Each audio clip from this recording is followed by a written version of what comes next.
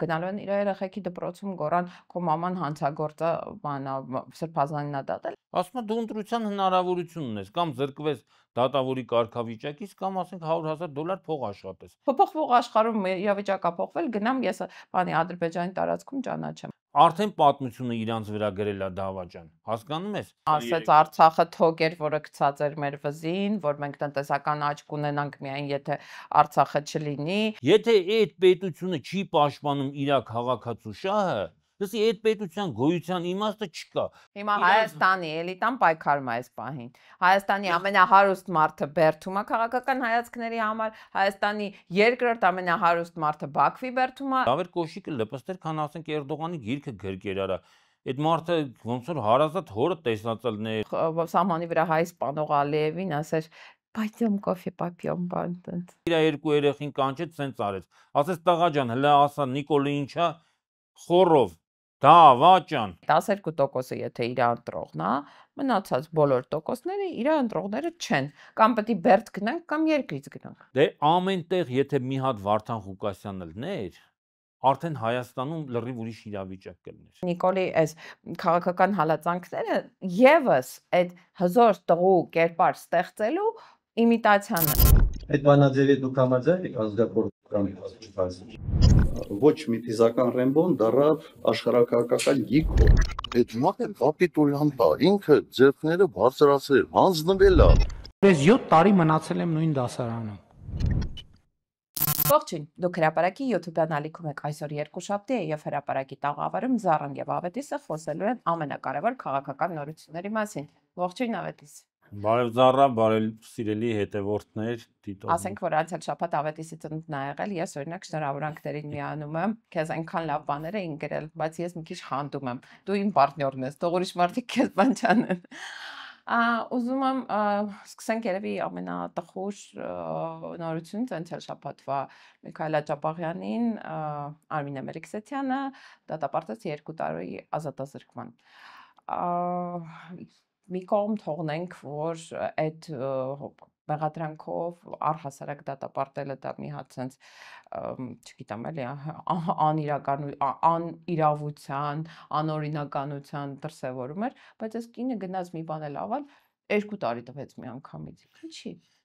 Նայ, նախ երբ որ ասում ես Արմինե Մելիքսեթյանը, ես դրա հետ համաձայն չեմ։ Արմինե Մելիքսեթյանը Միքայել Աջապահյանին դատապարտեց Նիկոլ Փաշինյանը։ Արմինե Մելիքսեթյանը ընդամենը Նիկոլ Փաշինյանի ձեռքին գործիք է, որը կարդաց այդ դատավճիռը, որը փաստացի Նիկոլ Փաշինյանն է նրան թելադրել։ Չէ, համաձայն ես։ Համաձայն եմ, բայց այդ թելադրանքի առումով համաձայն եմ, բայց որ ինքը չի դատապարտել, դրա հետ համաձայն չեմ։ Եթե ինքը ունենար այդ անձնական պատասխանատվության զգացում, եթե ինքը մտածեր, որ իր հետևից գալու են իր տանդեմը գորան դավաճան, գնալու են իր երեխեքի դպրոցում գորան քո մաման հանցագործը սրբազանին ա դատել, ինքը այդքան ինչ էր գնա, անկախ նրանից Նիկոլը ինչ կհրահանգեր։ Դարա, ես չեմ արդարացնում Արմինե Մելիքսեթյանին։ Եթե մարդը դառել է Նիկոլ Փաշինյանի գործիք, դա արդեն անհույս է, չէ, այսինքն ինքը իր ընտրությունը կատարել է, ինքը կարար մնար անկախ մարդ, չէ, չդառնալ գործիք։ Ավելին ասեմ, հայտնի դարձավ, որ այդ կինը սովորում է փաստաբանական դպրոցում, ու ես քեզ ասեմ, դա համատարած պրակտիկա է։ Բոլոր դատավորները, անգամ երկար տարիների փորձ ունեցող դատավորներ, այն որ բանի նավսյակի случай փաստաբանի լիցենզիա են հանում, որովհետև եթե մտածում են, որ իրանց մոտ նենց մի հատ գործ ընկնի, որ իրանք չկարողանան իրանց խղճին դեմ գնան, դիմը գրեն ռադները քաշեն այդ համակարգից, գնան փաստաբան աշխատեն։ Այդպիսի դատավորները շատ են։ Շատ։ Ու այս կինն էլ է սովորում։ Հիմա եթե դու սովորում ես, հա, այդ լիցենզիան հանում ես, տունա պետք կգա սկզբունքով։ Էս այն գործը չէր, որի դեպքում պետք է դու այդ ընդվզումը դրսևորեիր։ Դատավոր լնելը ինձ թվում է այսօր ավելի եկամտաբեր է, Նիկոլին ծառայելը ավելի եկամտաբեր է, քան փաստաբան աշխատելը։ Երևի ես չեմ կարող ասեմ այդ մարդիկ ինչ մոտիվացիայով են առաջնորդվում նման քայլի գնալուց, եւ նման քայլի գնալուց ես էլի եմ ասում, նկատի չունեմ Միքայել Աջապահյանին սրբազանին դատապարտելը։ Ես նկատի ունեմ այն, որ մարդը կամավոր դառնում է Նիկոլ Փաշինյանի ստրուկը, իսկ այդ ստրուկների պակաս մեր հասարակությունում չկա։ Այսինքն մարդը կամովի ընտրության հնարավորություն ունի, չէ՞, լինի ազատ մարդ եւ ազատորեն տնօրինի իր Ու պատկերացնում ես, բայց ինչ սիրուն ակցիա կլիներ, որ ինքը տենց ասեր, արդարացված է Միքայել Ջապաղյանը։ Հետո հաջորդ առավոտը ԲԴԽ դիմում ներկայացներ, ասեր, խնդրում եմ իմ լիազորությունները որպես դատավոր դադարեցնել։ Ասա որ դա տենց տպավորիչ բան կլիներ, էլի։ Այ իհարկե տպավորիչ կլներ, հերոսական կլներ, շատ այնպես ցնցող կլներ, բայց հիմա Վստահ եմ իրան աշխատանք կգտնվեր, էլի, փաստաբանի կարգավիճակում, ասենք, չգիտեմ, ընդդիմադիրները փաստաբանի կարիք միշտ ունեն։ Միտեղ հաստատ կտեղավորվեր ինքը։ Բայց մեր կյանքում ցավոք սրտի հերոսներ չկան, կամ քիչ են հերոսները։ Չկան, այտենց ես դու տեսել ես այտենց հերոսություն։ Տեսել ես որևէ նախարարի։ Տեսել եմ։ Մի քանի անգամ տես դատավորներ եղել են, որոնք բաց են թողել։ Օրինակ Ռուբիկ Հակոբյանին բաց թողեց տենց դատավորը, այն որ ասում են, ինձ բմբուլ պետք չի սկզբունքով, էլ ինչ ուզում եք արեք։ Նույնիսկ Սամվել Կարապետյանի կալանքը երկարացնող դատավորը այն բանի փողերի լվացման հոդվածով տենց եզրակացություններ տվել, որ հիմնավոր կասկածի շեմը հաղթահարված չէ, այսինքն որ այստեղ գործ չկա, դուք սուտ ման եք բերել։ Այսպիսի sense բաներ, ակտեր լինում են դատական համակարգում, կարող է այդքան կարևոր մարդկանց նկատմամբ չեն լինում, ոնց որ մաններ Միքայել Ջապաղյանը, Քայլ Սրբազանը, բայց լինում են դες դեպքեր։ Լինում են, հնարավոր է, որ Արմինե Մելիքսեթյանն էլ դա նման վճիռ կայացներ, նման քայլի գնաց, բայց հիմի չգնաց։ Հիմի չգիտենք, չէ՞ որ կարող է այս մարդու վրա կամ այս մարդու հարազատների վրա կա ինչ որ քրեական գործ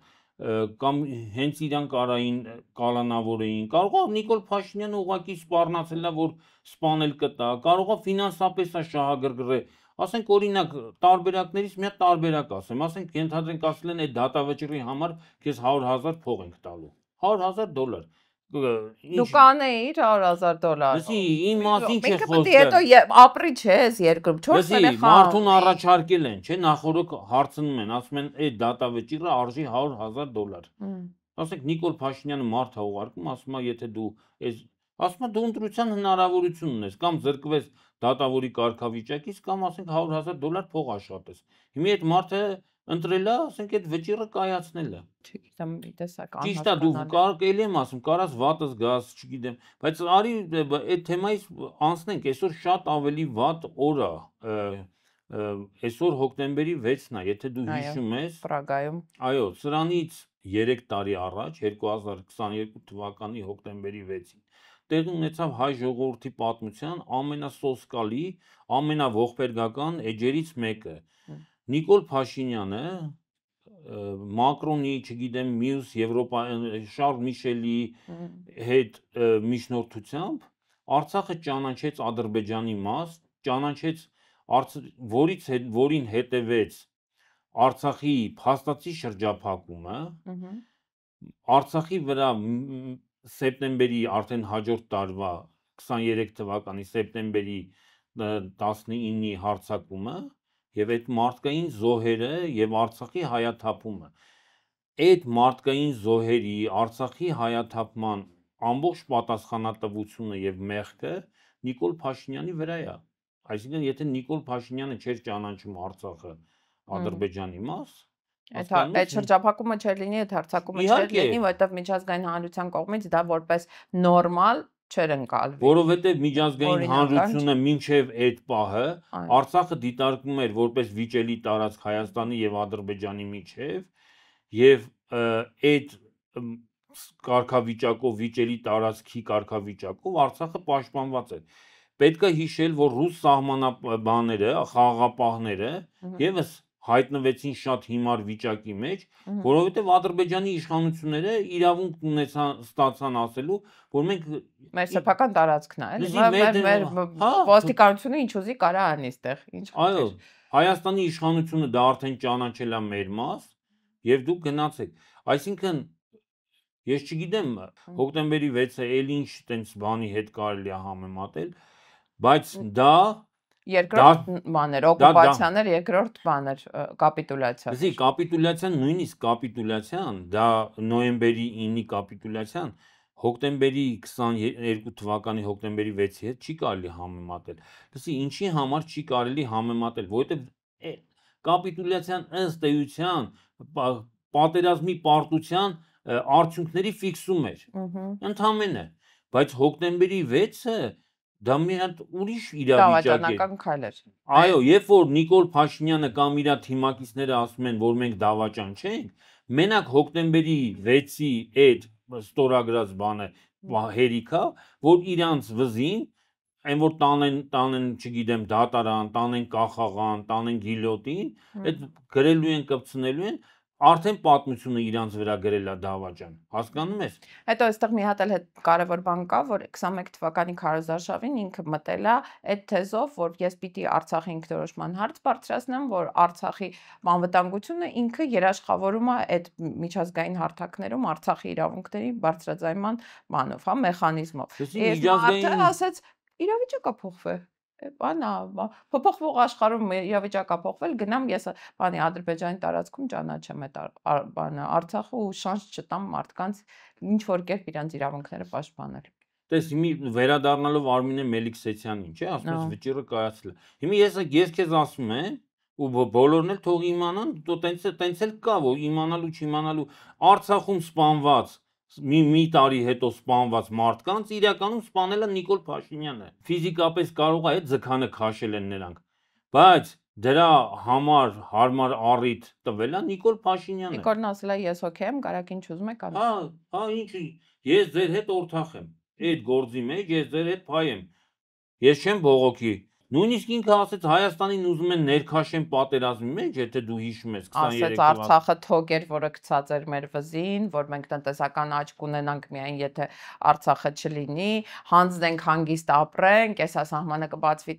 բանը, չգիտեմ, Թուրքիայի հետ շրջանառությունը կեռապատվի, քարակապատկվի, դուք բոլորը կհարստանաք, շատ բաներ ասել իրականում։ Բայց ուղղակի ուզում եմ ինձ հետաքրքիր է, գիտես, միջին վիճակագրական հայաստանցու համար դա ընդունելի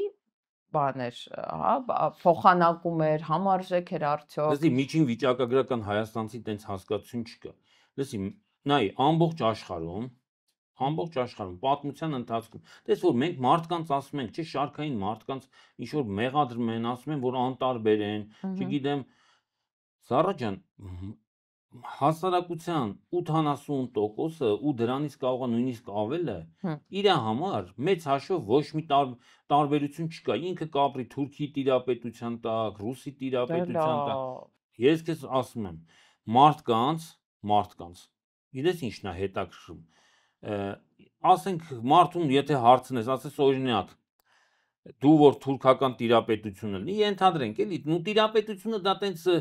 մի քիչ ասես, բայց օրինակի համար էլեկտրաէներգիան ոչ թե 56 դրամ կլինի, այլ 26 դրամ,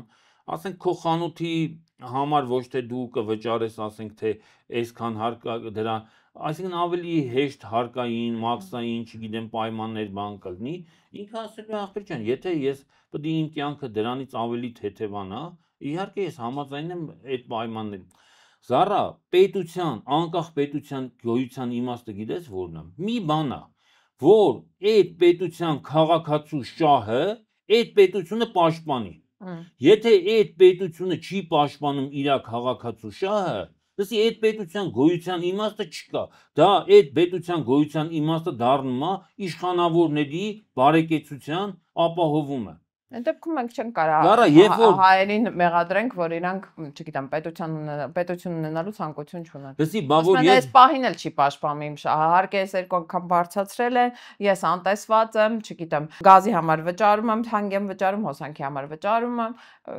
իրան ամբողջ աշխարհում միշտ այտենց process-ներ են եղել, երբ որ տարբեր տիրապետողներ եկել են ու համոզել են։ Ու ժողովուրդները, լսի, ժողովուրդները անցել են տիրապետողների բանի տակ, ընդունել են իրանց տիրապետություն։ Ինչի համար, որովհետև այդ տիրապետողները նոր տերերը, այսպես ասած, եկել են, ասել են ախպեր ջան, հենց ձեր են հին տերերը, ձեզ էս էին անում, այն էին անում, այն էին։ Մենք ձեզ խոստանում ենք ավելի լավ։ Լսի, Նապոլեոնը, օրինակ, Նապոլեոնը 1812 թվին, որ իր արշավանքը սկսեց Եվրոպա, հետո մտավ Ռուսաստան։ Հո չէր ասում, ես գալիս եմ ձեզ սպանեմ, ձեզ գալիս եմ ոչնչացնեմ։ Ասում էր ախպեր ջան, դուք ճնշված, գալիս եմ ազատագրեմ, հարստացնեմ, երջանկացնեմ։ Ճորտատիրական իրավունքի տակ ճնշված ժողովուրդներ եք։ Ես գալիս եմ եվրոպական, ֆրանսիական հեղափոխության գաղափարներն եմ բերում ձեր համար։ Բայց նույնիսկ այդ պայմաններում Բայց ով էին իրանց դիմադրում, հո տես ռուս ժողովուրդը կամ չգիտեմ լեհերը, մյուսները, չէ, շատերին թվում է թե այդ ժողովուրդներն են, չէ, պայքարում, բայց իրականում լսի այդ երկրների էլիտաները ասում են ախպեր մենք չենք ուզում ձեր լծի տակ ապրենք։ Հիմա երբ որ մենք տես այդքան խոսում ենք, որ Հայաստանը թուրքահպատակ, չգիտեմ Թուրքիայի տիրապետության, ես եմ ասում, ինչի եմ ասում, որ ժողովրդի 80%-ի համար ոչ տակա, ոչ սարդ, կներես մի հատ վերջացնեմ, Հայաստանի էլիտան, լսի, Հայաստանի էլիտան կապ չունի, իրանք պետք է որոշեն, իրանց համար Հիմա Հայաստանի էլիտան պայքարում է այս պահին։ Հայաստանի ամենահարուստ մարդը Բերդում է քաղաքական հայացքների համար, Հայաստանի երկրորդ ամենահարուստ մարդը Բաքվի Բերդում է էլի քաղաքական ու ազգային շահը պաշտպանելու համար, Հայաստանում բոլոր նախկին նախագահները պայքարում են, չես կարող ասես, որ իրանք էլիտա չեն, եւ ֆինանսական առումով են էլիտա եւ ինտելեկտուալ առումով։ Ես հենց ֆինանսական էլիտայով ֆինանսական, տնտեսական, ես ասում եմ Հայաստանի գործարար խավը Գագիկ Ծառուկյանը պայքարում է, բոլորը պայքարում են, բոլորը պայքարում են, մի Նիկոլ չեն կարող հանել։ Ես չեմ կարծում, որ բոլորը պայքարում են, դու ասեցիր մի 5-6 անուն, 10 անուն, ես 15, 115, 215 անուն կարամ ասեմ, անհամեմատ ավելի հարուստ, անհամեմատ, որոնք ոչ էլ պայքարում են, Նրանք էլ երբ որ հասկանան, որ բանը փոխվում է, վեկտորը փոխվում է, որ քամին այլ կողմից է, փչում նրանք էլ կմտնեն այդ գործընթացի մեջ։ Լսի, ոչ թե իրանք պետք է սպասեն, որ քամին փչի, իրանք պետք է այդ քամի փչողալն են։ Դե հիմա քամի փչող 10 հոգի ունես, գնանք առաջ, կարան կանենք դրանով։ Իհարկե կարան կանենք, բայց դրա համար այդ 10 հոգին գուցե քիչ է, պետք է 100 լինի, պետք է 1000 լինի։ Զարա, ես էլի եմ ասում, երբ որ ժողովուրդները պայքարում են իրանց տիրապետողների դեմ, նոր տիրապետողների դեմ, նոր նվաճողների դեմ, դա կազմակերպում են էլիտաները, որոնք ասում են, որ մենք չենք ուզում, մենք ուզում ենք ինքնուրույն լինենք։ Լսի, պետության իմաստը, էլի եմ ասում, այդ տարածքում ապրող էլիտաների ինքնուրույնության խնդիրն է, որ Հայաստանի գործարարը, բիզնեսմենը, չլինի թուրքական բանի տակ, հասկանում ես։ Թե չէ, այն շարքային մարդու համար, որ խորանաց, որը այն որ Մարքսը ասում է պրոլետարը ոչինչ չունի գործ։ Շարքային մարդու համար էլ կա, ինքը պետք է թոշակը ստանա, պետք է նպաստը ստանա, պետք է իր անվտանգությունն ապահովես, իր ոստիկանությունը պետք է լավ աշխատի, իր ճանապարհը պետք է նորմալ լինի, որ մեքենան չփչանա, ռաստամոշքի փող պետք է քիչ տա, 1000 բան կա, որը ուզում է ինքը ստանալ։ Ես նայ, հիմի կարող է տես Թուրքիայում ուսուցիչի աշխատավարձը $800 է։ Հիմի կարող ասեն ախպեր ջան, ձեր մոտ իշքան է, ասեն 100,000 դրամ, այդ իշքան է 250, ասեն որ մենք գանք դուք ուսուցիչ եք էլի աշխատելու, էլի ֆիզիկայից դասավանդելու, բայց $250 տեղը թուրքերենով դասավանդի էլի, դե ասում եք սովորես, կամ սկզբից մենք ձեր համար հայկական գետո կսարքենք, ու ձեզ 250-ի տեղը $800 կտանք, ես էլ ասում արա, դե հիմի ես շատ եմ իմանում, հիմի իբր որ սրանք մեզի թալանում էին, էլի փաստորեն, այս թուրքերը որ գան, այդքան էլ բան չեն անի, էլի այդքան էլ չեն թալանի։ Իսկ բաները, գործարարները, այսպես ասած, քաղաքական էլիտան, որը քաղաքատնտեսական, որովհետև երկրի էլիտան ավելի շատ տնտեսական է, որի վրա ձևավորվում է քաղաքական էլիտան։ Ինքը պետք է հաշվի, որ եթե օտար նվաճողը գալու է այս երկիրը նվաճի, իր վիճակը, իր անձնական վիճակը ավելի է վատանալու։ Նիկոլն էլ տենց հակադարձում ասում է, ուզում եք ռուսների ծայրագավառն ելնեք, որ ոչ թե ինքնիշխանություն ու անկախություն եք ուզում, այլ ուզում եք ռուսի տերապետության տակ ելնեք, որ ձեր բիզնեսներին խնդիր չլինի, որ լիքը փող աշխատեք, այն խեղճ ժողովուրդն էլ շարունակի, չգիտեմ, 40,000 դրամով ապրել։ Այ Նիկոլը իր տեսակով, Նիկոլ ուրիշ բան է ասում։ Նիկոլը ասում ախպեր, ես համաձայն եմ, որ Հայաստանը լինի թուրքական ծայրագավառ։ Ստեղ ես հետամ Էրդողանին պրիզնացա կամ որպես բան, ղեկավար, իր բանը ընդունեմ, լուծը ասեմ, ենթակայությունը,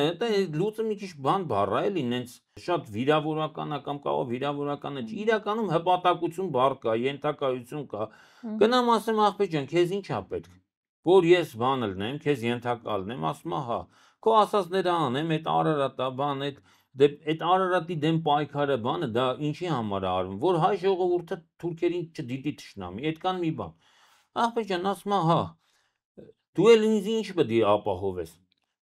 Նվաճողները, բոլոր նվաճողները իրանց ենթականերին մի բան են խոստացել։ Վասալներին։ Մի բան, ապահովություն։ Ասել են քո խաթրին մեկը գա կբնի, ես քո տեղը ատվիչեմ, կգամ քո քեզի կպաշտպանեմ։ Ու վասալները լավ էլ ապրել են, իրանք անձամբ փողը իրանց եղել է, հասարակ ժողովրդի վիճակը շատ ծանր է։ Հա, վասալը ինչ է ասում։ Ասում է ես քեզ հարկ կտամ, քո տիրապետությունը, քո հպատակությունը կընդունեմ, այն բանն էլ ինձ էլ ինչ տաս։ Սյուզերենն էլ ասում է եղավ, դու եթե խելոք կծառայես ինձ, ես քեզ մի բան եմ խոստանում, որ քո խաթրին կպնող չի լինի, որովհետև կիմանամ, որ դու իմ ենթական ես, չէ՞։ Էլ քեզ որևէ մեկը ձեռ չի։ Ուժները չի պատի։ Նիկոլի ասած խաղաղությունը, դա այդ խաղաղության մասին է խոսքը։ Երբ որ ինքը ասում է, ես դες խաղաղություն եմ բերել, ինքը ասում է, ախպեր Էրդողանը ինձ ասել է, որ դուք եթե որպես հայ մարդ, հայ ժողովուրդ ընդունեք թուրքական լուծը, դուք խաղաղ ապրելու իրավունք կստանաք։ Ես Ադրբեջանին կասեմ, քանի որ Ադրբեջանն էլ է իմ ենթակա պետություն, ես Ադրբեջանին կասեմ, որ հայ ժողովրդին Հայաստանը ձեռ չտա ախպեր։ Ես ձեր կյանքի իրավունքը երաշխավորում եմ։ Որ sense նայում ես մարդու համար, որը որովհետեւ կերպ, չգիտեմ, այդ ազգայնական գաղափարներով տենց չի շնչում, ապրում, քնում, արթնանում եւ այլն, իր համար պիտի որ կոմֆորտ վիճակ լինի։ Այս քո ասած մանի Էրդողանի հետ խաղաղությունը ու այդ լուծը ինքը ինչ ազգալու իր համար ինչ տարբերություն։ Արարատն էլ թող կնիքի վրա չլինի, ինքը մեկա ոչ գնում է երկրից դուրս, ոչ կնիքն են դնում իր անձնագրում, ոչ էլ մի բան։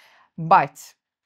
իմ անձնական ուսումնասիրություններում ինձ թվում է դու ես նայել ու դու ես հասկացել, ցույց են տալիս, որ ուժեղ քաղաքական գործ չի, թասիբով տղու, չէ, հզոր, տենց մի քիչ էլ անգամ կարող է բան, հա, տենց վախենալու կերպարի մեծ պահանջ կա։ Այսինքն եթե հիմա մի հատ Վազգեն Սարգսյան մեկ ունենայինք նմանատիպ կերպար, ինքը կլիներ ամենաառաջին հորիզոնականում իր ռեյտինգով, իր հեղինակությամբ։ Այդ մարդու դերը սկսում են տանել, օրինակ մի քիչ ավելի ցածր բանի էշելոնի քաղաքական գործիչները, բայց իրանք էլ են դրա հաշվին, այդ ագրեսիայի հաշվին, ինչ որ բան ավել point-ներ հավաքում, հա։ Օրինակ Վարդան Ղուկասյանը Գյումրու, չգիտես ինչի դիտարկվում է որպես տես պայքարող գազան տղա։ Մենք առանձին կանրադառնանք Վարդան Ղուկասյանին։ Գագիկ Ծառուկյանը տես ընկալվում է որպես տես բան հզոր բան, համ փողատերա, համ տես բան դաժան մարդ է ու այդ դրա ֆոնի վրա այս Նիկոլի այս քաղաքական հալածանքները եւս այդ հզոր տղու կերպար ստեղծելու իմիտացիան են, էլի, արիանկեղծ լինենք, ինքը որ նստացնում է Սրբազան 2 տարով, ինքը դա չի անում, որ Սրբազանը ես իմ, հա, իրան տենց շատ խանգարում էր կամ ինքը ուզում է որ պրոստը բոլորի վախը չափի, էլի, ինքը ուզում է դրանով ցույց տա, որ իմ դեմ խաղ չկա, եթե ես կարամ Սրբազան նստացնեմ, դուք ով եք որ չնստացնեմ։ Հիմա այդ կերպարի մեջ ինքը ընկալվում է այդ հզոր տղու վախենալու, որովհետև մյուս կողմից էլ գնում է Էրդողանի ու բանին Ալիևին կոֆե է դնում, է։ Դու պատասխանեցիր էլի հարցին։ Հիմի մարդ ասենք թե 19-րդ դարը չի, 18-րդ դարը չի, նույնիսկ 20-րդ դարի կեսերը չի, էլի ինտերնետի դարը, մարդիկ տենում են, որ ինքը ոնց է վազում բանը Ալիևի ու Էրդողանի կոշիկները լպստում, լպստելը կոշիկ, դավեր կոշիկը լպստել, քան ասենք Էրդողանի գիրքը գրկեր արա։ Այդ մարդը ոնց որ հարազատ հորը տեսածելներ, հարազատ հոր, ինչ ասեմ, բան անող սահմանի վրա հայ սպանող Ալիևին ասեր, «Պայդյոմ կոֆե պապյոմ բան տենց»։ Լսի, ինքը 20 թվին ասում էր Թուրքիան վերադարձել է մեր տարածաշրջան, որպեսզի բանը ավարտին հասցնի 1915 թվականին սկսած ցեղասպանությունը։ Բայց ինչ փոխվեց։ Հիմա ասում ախպեր դե թող հասցնի էլի, ես էլ օգնեմ։ Ինչը փոխվեց։ Բայց ինքը ընկալվում է այդ դեպքում այդ հզոր տղաբանով կերպարի մեջ։ Հիմա ասենք բռնում, մորթում, փրթում, Սրբազանն նստացնում, կաթողիկոսին բան անում, սպառնում։ Դառա նույնիսկ իր շրջապատը իր վրա ծիծաղում է, իրանից իր ծաղրում է։ Ես երեք մի տեղ էի, որտեղ 2 հոգի ԿՊ-ական բան կային։ Այդպես կիսա պաշտոնյա էլի նստած է։ Դե հիմի որպեսի ապացուցեն, որ դե գիտեմ, որ ես բան եմ, Հական Նիկոլ եմ, որպեսզի ապացուցեմ, որ իրանք տենց չի, որ Նիկոլի ստրուկ են, Նիկոլի ծառա են, մեկը իր երկու երեխին կանչեց, սենց արեց։ Ասեց տղա ջան, հլա ասա Նիկոլը ինչա, խորով, դա վաճան։ Մի կողմից ուրախանում ես, չէ, ասում ես, լավ է, որ գոնե այս երեխեքը թուրիմացության մեջ չեն ապրում, կեղծիքի մեջ չեն ապրում, չնայած այս ընտանիքում այն էլի, սենց քպեական։ Արա, բայց մյուս կողմից եմ մտածում ես, լավ,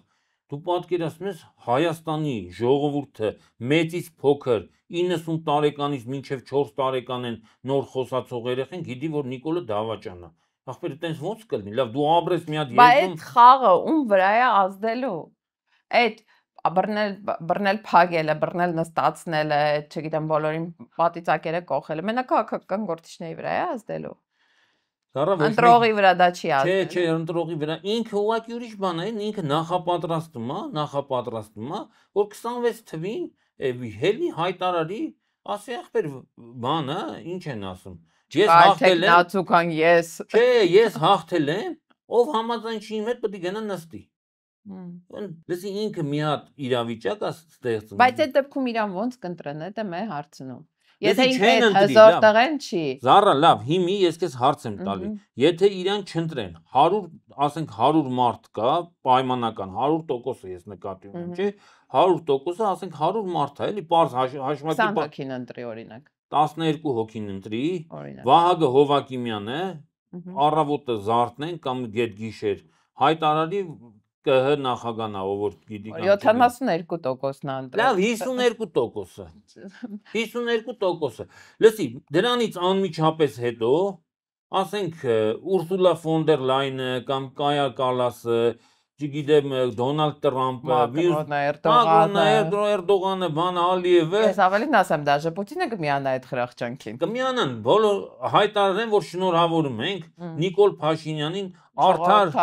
բացառիկ ընտրություններում հաղթելու եւ Հայաստանը եւս 5 տարով ղեկավարելու մանդատ ստանալու համար։ Դե մենք պետք է ուրեմն ազգավի գնանք։ Ուր գնանք։ 12, չէ, նայ, 12%-ը եթե իր ընտրողն է, մնացած բոլոր տոկոսները իր ընտրողները չեն, կամ պետք է բերդ գնանք կամ երկրից գնանք։ Դու հիմի որ ասեցի, նույն Վարդան Ղուկասյանը, նոր հաստատ բերդ է գնալու, չէ, ասեց, եթե 26 թվականին Նիկոլ Փաշինյանը հաղթի, մեր նման տղեկը նկատի ուներ ազատ մտածող եւ այդ իրանց մտածածը ազատորեն արտահայտելու համարձակություն ունեցող մարդիկ Հայաստանում այլևս անելիք չեն ունենալու եւ գնալու են երկրից։ Տես, ես ինչի համար եմ դա Վարդան Ղուկասյանը իրանց տեղի Գյումրու մաննա քաղաքատնտեսական կամ տնտեսաքաղաքական էլիտայի ներկայացուցիչը։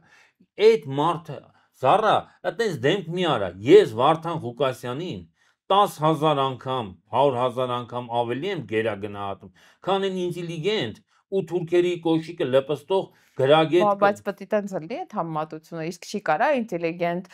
թասիբով, ազգայնական, բայց ասենք, չգիտեմ, գրագետ, խելացի, արհեստավարժ ինչ-որ մեկը լինի։ Ասենք բոյը 1.85 ախպեր կարա 75 լինի, ես դեմ չեմ։ Կյաժ մազերով, բանը ասենք աշկերը կապուտ։ Կարա սև մազերով լինի։ Չէ, ուզում եմ ասեմ կարող է քո իդեալը մի հատ ուրիշ բան է, բայց իրականությունը ուրիշ բան է։ Հիմի այդ մարդը հեղափոխական ելույթ է ունենում։ Գյումրու հրապարակում կանգնում ասում է, երգում ասում է, բանը, ես արամն եմ, քաջ արամն եմ, ինձ տանում են կախաղան, ուզում ասի ախպեր, ես պատրաստ եմ, կախաղանել եմ պատրաստ, բայց մեկը պայքարելու եմ։ Լսի, հիմի դու կարաս ասես ախպեր, բայց լավ կլներ էլի Վարդան Ղուկասյանը չլներ, մի ուրիշ մարդ լներ։ Հիմի հա, լսի, նախ քո համար եւ հասարակության համար կերպար են կերտել, որ Վարդան Ղուկասյանը հանցագործ է։ Լավ, էլ մի է, Վարդան Ղուկասյանի հանցագործ լինելու մասին չի խոսքը։ Դա չէի ասում, չէ՞, դու հասկացես։ Ասենք նա ինտելեկտուալ ինչ-որ բաներով չի փայլում։ Լսի, իսկ քեզ ով է ասե, որ պետք է բանը Ալբերտ Էյնշտեյնը լինի հեղափոխական։ Այ մարդ Ալբերտ Էյնշտեյնը պետք չի հեղափոխական, դա եմ ասում։ Եթե մենք գնում ենք ընտրություններին, ոչ թե հեղափոխություն ենք անում, իսկ ոնց որ թե բոլորս եկել ենք այդ եզրանկման, որ գնում ենք ընտրություններ, կարանք գրագետ, նորմալ ծրագիր ունեցող, նորմալ բան, թիմ ունեցող որովհետև ոչ, որովհետև մենք ես միշտ էլ ասել եմ, Հայաստանում ընտրություններով իշխանություն փոխելը գրեթե անհնար բան է։ Ես քեզ հարց եմ տալի, եթե Նիկոլ Փաշինյանը հայտարարի, որ ես 52% ստացել եմ, ու այդ քո ասած ծրագիր, մրագիր, շատ փառահեղ ծրագիր ներկայացած ուժերը մեջ չեղավ մեկը, որը ասեց ախպեր ոնց ես 52 ստացել, երբ որ 12 ես ստացել։ Կասեն էլի, որ դենց չեն համակերպելու այդ մտքի հետ։ Դե ամենտեղ եթե մի հատ Վարդան Ղուկասյանն լներ, արդեն Հայաստանում լրիվ ուրիշ իրավիճակ կլներ։ Այս ուրախ նոտայի վրա առաջարկում եմ այսօր հրաժեշտ տանք։ Նես չի, որ ես առարկում եմ այդ քո պնդմանը, որ ամենտեղ մի հատ Վարդան Ղուկասյան լիներ, մենք ավելի մեծ շանսեր կունենայինք, բայց արի հույս ունենանք, որ հաջորդ ընտրությունները ավելի տենց, չգիտեմ, բոլոր խավերի համար հասկանալի ֆորմատով են անցնել։ Ես նման հույս չունեմ եւ չեմ ուզում անիմաստ բաների վրա հույս ունենալ։ Լավ, ուրեմն ես եմ մենակ եմ։ Դա դե դու մի տենց հույս ունեցի, մի դե ինչ ասեմ։ Չես արգելում ինձ։ Շնորհակալ եմ, շատ լիբերալ պարտներ ես հաղորդման։ Ես դες պիտի խնդրեմ ներքևի հատվածում բաժանորդագրվեք, մեզ մեկնաբանություններ գրեք, դա շատ կարևոր է։ Կարող եք մեզ հետ անգամ վիճել, կարող եք մեզ հետ համաձայն չլինել, տեսնեք մի տաղավարի շրջանակներում մենք սկի համաձայն չենք։ Եվ այդպեսով YouTube-ը ավելի մեծ լսարանին է դա ցույց տալիս այդ մեկնաբանությունների ու բաժանորդագրությունների շնորհիվ։ Իսկ մենք կհանդիպենք հաջորդ երկուշաբթի, հաջողություն։ Այդ բանաձևի դուք համաձայն եք ազգակործական փաստիճան։ Ոչ միթիզական Ռեմբոն դառավ աշխարհակահաղական գիքո։ Այդ մարդը կապիտուլյանտ է, ինքը ձեռքները բարձրացրել, հանձնվել է։ Ես 7 տարի մնացել եմ նույն դասարանում։